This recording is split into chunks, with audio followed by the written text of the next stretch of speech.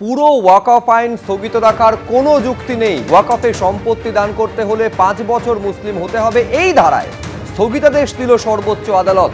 ওয়াকফ সম্পত্তি বিতর্ক মেটাতে পারবেন না জেলা শাসক, এই বিতর্ক ট্রাইব্যুনাল মেটাতে পারবে বলে নির্দেশ দিয়েছে সুপ্রিম কোর্ট। অমুসলিমরা ওয়াকফ বোর্ড বা কাউন্সিলের সদস্য হতে পারবেন, তবে বোর্ড বা কাউন্সিলের মাথায় মুসলিম সম্প্রদায়ের কাউকে বসানোর চেষ্টা করতে হবে। ওয়াকফ মামলায় এই নির্দেশ সর্বোচ্চ আদালতের। ওয়াকফ সংশোধনী আইনের সাংবিধানিক বৈধতাকে চ্যালেঞ্জ করে মামলা দায়ের হয়। সব মিলিয়ে অন্তত 72টি মামলা দায়ের হয়েছিল।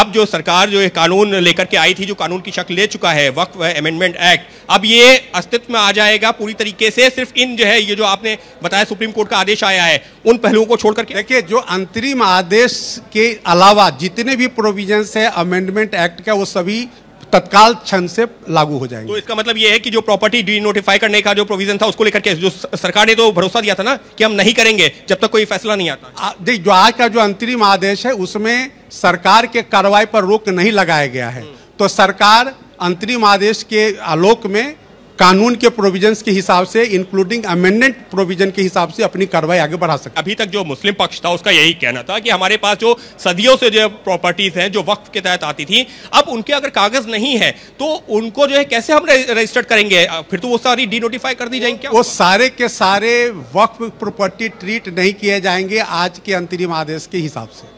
मतलब आप फिर से उसको क्लैरिफाई कीजिए, क्योंकि आप बड़ी क्लैरिफाई कर रहा हूं कि जो वक्फ प्रॉपर्टी रजिस्टर्ड नहीं है वो वक्फ प्रॉपर्टी ट्रीट नहीं होगा। আর সুপ্রিম কোর্টের অন্তর্বর্তী নির্দেশকে হাতিয়ার করে মোদী সরকারকে নিশানা করেছেন মল্লিকার্জুন খার্গে। অন্তর্বর্তী নির্দেশে সুপ্রিম কোর্ট সংখ্যালঘুদের অধিকার ফের নিশ্চিত করল। সংখ্যালঘুদের অধিকার রক্ষায় একজোট হয়ে মোদী সরকারের বিরুদ্ধে লড়াই করছে বিরোধীরা। বিভাজন ও সাম্প্রদায়িক উস্কানির আইন চালু করতে চাইছিল বিজেপি। প্রত্যেক নাগরিকের অধিকার রক্ষায় বদ্ধপরিকর কংগ্রেস। ওয়াকফ মামলায় সুপ্রিম কোর্টের অন্তর্বর্তী নির্দেশ, আর এই নিয়ে অন্যান্য রাজনৈতিক দলগুলির কি বক্তব্য শোনাবো। আমরা যারা বিরোধী রাজনীতি করতাম সেই সময় কংগ্রেস, তৃণমূল, বিজেপি, আমাদের একটা কমন স্লোগান ছিল যে ওয়াকফ লুটের সরকার আর নেই দরকার। কিন্তু ঘটনাচক্রে তৃণমূল কংগ্রেস ক্ষমতায় আসবার পরে একদম থানার সামনে ওয়াকফ প্রপার্টি পর্যন্ত তৃণমূল কংগ্রেস দখল করেছে। এই মুহূর্তে পশ্চিমবঙ্গে সবচেয়ে বেশি ওয়াকফ প্রপার্টি লুট হয়েছে দেবোত্তর সম্পত্তি।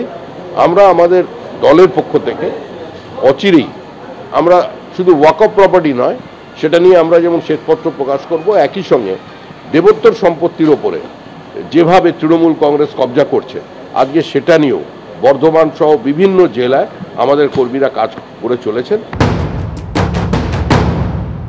ওয়াকফ নিয়ে আজকে মহামান্য সুপ্রিম কোর্ট যা বলেছেন এর ওপর এই মুহূর্তে সবিস্তারে কোনো বক্তব্য নেই।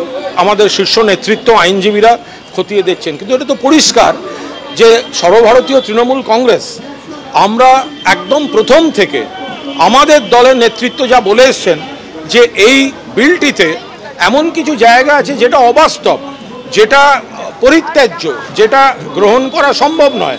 তো আজ তো দেখা যাচ্ছে যে মমতা বন্দ্যোপাধ্যায়ের নেতৃত্বে সুপ্রিম কোর্টে যা আজকে যা বলেছেন, মমতা বন্দ্যোপাধ্যায়ের নেতৃত্বে তৃণমূল কংগ্রেস যে বিষয়গুলো পয়েন্টগুলো তুলেছিল, তো সেগুলো আবার সেগুলোই তো দেখা যাচ্ছে।